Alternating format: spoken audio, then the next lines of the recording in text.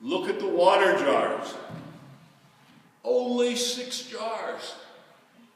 Too short, too narrow, too fragile to hold this tidal wave of new wine. 180 gallons of wine. That's how much those 6 jars would hold. Enough wine to offer 180 guests their own private gallon of wine. Now that's what I call a party.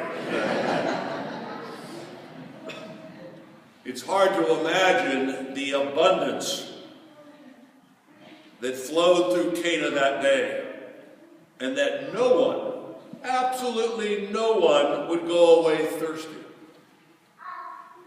This miracle of Cana is a sign, a reminder of God's unconditional love for us, a sign of the covenant that God has made with each and every one of us, binding and connecting us to God's self, not by guilt or threats, but by love.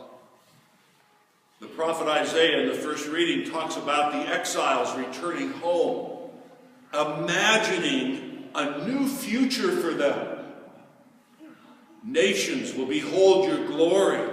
You will be called a new name, no longer forsaken or desolate, because you will be called my delight. In fact, it would be an age of great abundance, overflowing, and Isaiah says, hold on to your seat, the best is yet to come. All through the Gospels, the Christmas story that we just heard in the past weeks, the healing of the lepers, the forgiveness of the woman caught in adultery, the story of little Zacchaeus up in the tree, the cure of the blind man, each story a sign of God's transforming a watered-down version of life into a rich experience of God's love, overflowing gallon by gallon. It's a story of a different future. And it's a story of a future that God has planned for each and every single one of us. For Isaiah and for the people, they know how life is, but it's not the way life is intended to be. Isaiah speaks of God rescuing our lives, the possibility of change, stretching our imaginations and our awareness. And so what does this story say to us who are here tonight? How many times have we given up on our dreams? How many times have we ached over the loss of someone we love, a friend, a parent, someone significant in our lives?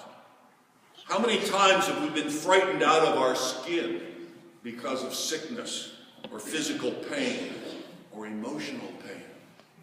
How many times have we knelt before the cross and look up at that cross in despair when we find ourselves alone?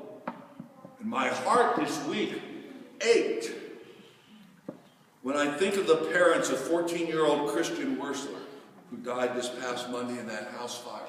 Can you imagine the feeling and the loss? So what about your story? God wants to fill those empty moments and even the years that you may have when it appears that the wine has run dry. God wants God's love to help us to be open enough, thirsty enough, empty enough to receive gallon after gallon of God's new wine, allowing God's wine to overflow gallon after gallon. And God wants us to leave here tonight knowing that the best is yet to come. God bless you.